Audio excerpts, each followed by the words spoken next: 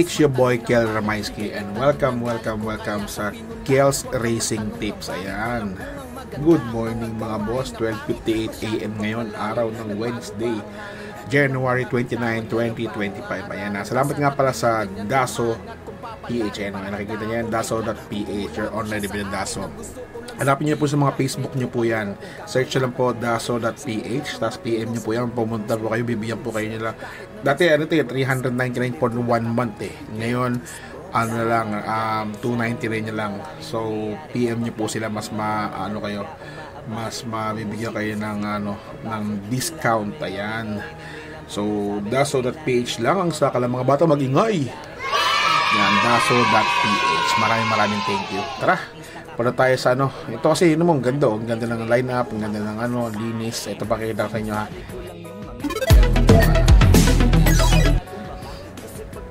Yan o, diba ang linis ayan o.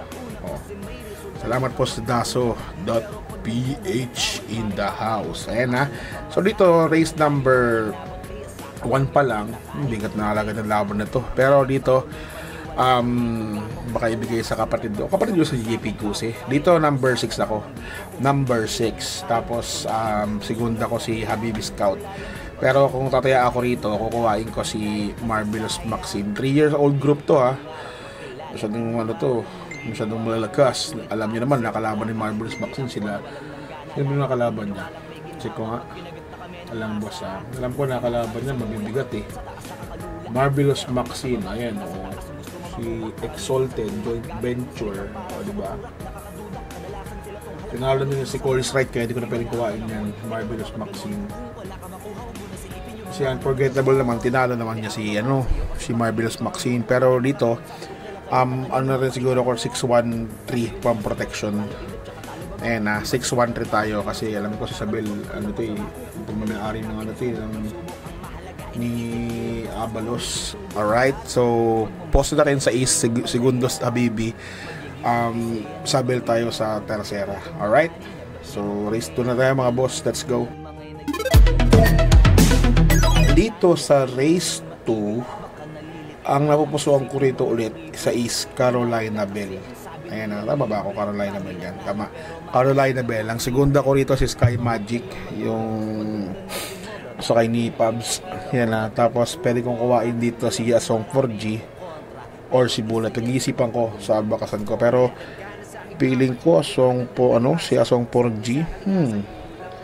Bullet na lang ako kasi sa kanya, di ba? Kasi tatlo ngayon eh. Kasi meron naman single eh. Alright? Tara, race na tayo. Ulitin ko Carolina Bell tsaka Sky Magic tsaka Asong 4G or Bullet. Pag-iisipan ko sino dito sa tatlo. Sa dalawa. Alright, Carolina Bell pa poste, segunda ko Sky Magic. Race, race number 3 tayo mga boss, let's go. Dito sa race 3, meron tayong 5 class 5, 6 to 10 split. Meron tayong 8 kalahok. Alright, ito yung pamoste ko. Single na.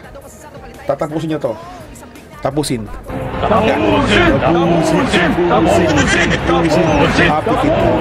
Isa pa nga.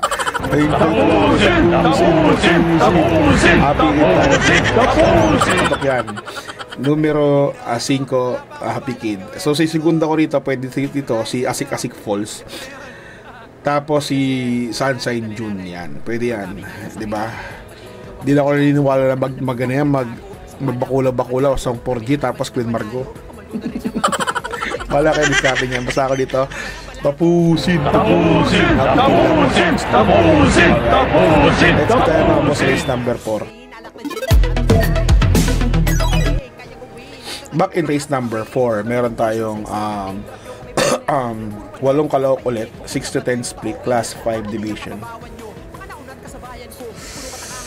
Ang napipusuan ko rito, 1, 2, 3, 4. Ang napupusuan ko rito 7. Memory of the Sun. Ayun, kaya pinapakuha ko rin sa Asik Falls. Pero solo ko talaga yung Happy Kid kayo nung mangyari. Sa bakasan ko sama ko siguro Asik Falls. Diba? Tapos meron akong Memory of the Sun. Pero may kasama yan, syempre. Sino kasama yan?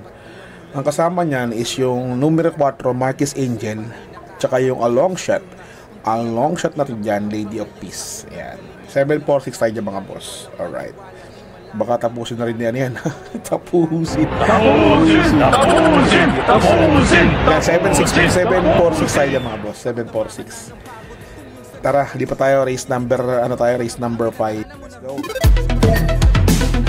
Let's go race number 5. Race number 5, meron tayong class 4, 16 to 21 split. Diba? Ayan o, lamang sa kitty ang Dreams of the World. Pero pababae na siguro yan, hindi na siguro mananalo yan. Diba? Pababae na yan. 16 eh. Grupong 16 yan. Tsaka si Grand Jackpot, grupong 6 rin yan. Posibleng papalalurin nila yan. Diba? So, ang pupusuan ko dito, siguro mga boss, is yung numero 6 na si Upscale Bell. Tapos, segunda ko na lang si Super Spunky. Pero Moment of Truth pwede na rin, sama na natin kasi meron silang Habibi Scout eh. Sama natin yan.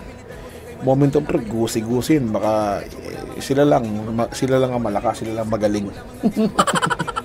So yan hindi ko na kukuha yung Dreams of the World, pababain na yan mga boss, diba? Kahit lang mga sakiti yan, diba? Kahit muntik na mapusoy, wala eh, hindi na ako kumukuha ng pababain na eh. Kahit manalo na sila, kung manalo talaga, diba? Kung biyahe, kung labas, diba? Ganun talaga. Alright? Maubos lang kayo dyan pag tiniraan nyo pa yan. Anyways, tara, race 6 tayo mga boss. Let's go.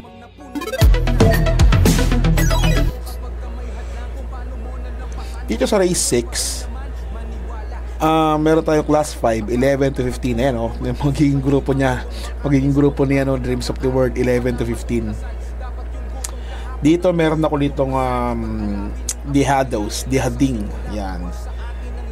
Entry number 7, Axis Deviation. Tapos ang segunda ko rito si Raga Mapin. Ang tersero ko dito si Anli Burn. Ayan. So ang ano ko dito, napupusuan ko rito 7, 1, 4. Sasama ko na rin si Hanglus. Tingnan ako nakaraan yan, hindi nanalo eh. Baka ngayon manalo. Yan, sama ko rin si Hanglus. Alright. So let's go. Race number 7 tayo.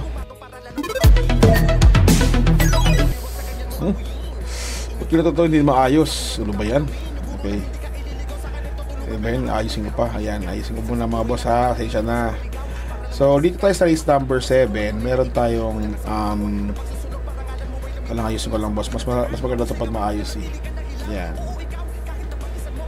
Yun, no. Mas kitang-kita nyo, diba?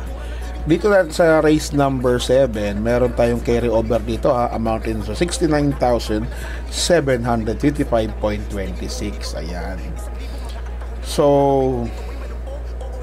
dito apat dito to tatlo kasi may single naman tayo Happy Kid eh. So sino-sino yun? So napupusuan ko rito si Gugma. Tapos 1,200 lang to mga boss ha. Isa lang atang 1-4 kung hindi ako nagkakamali. Yung race 1 lang. Tapos the rest is 1-2 na. Tama ba mga boss? O tama. Ang race 1 lang ang 1-4. The rest 1-2 na. So pwedeng makatapos tong mga to. Kung sino matulin. Kung sino ano. Alright. Yan, kukuhain ko rin to si grabe, walang matulin eh. Wala sa kanilang matulin boss. So dito ang kukuhain ko rito entry number 5 Gugma. Tapos sama ko Staff Feeling, Batak After 7, tsaka si entry number 2 Madam Ruby. Sama ko na rin to. Muro lang naman eh. Bakasan naman si Price is Right. Sama ko na rin yan. Pero dito nakaposti ako dito kay Gugma. Tapos Staff Feeling Tapos entry number 7. Kaparating na kasi ito eh. Tapos si Madam Ruby at saka si Price is Right. That's all about it. Meron naman single Happy Kid eh. Wala tayong pabati. So ngayon babati kayo para sa Friday. Babati kayo. Alright mga boss, God bless you all and stay safe. Have fun. Bye. What's something people don't know about horse racing?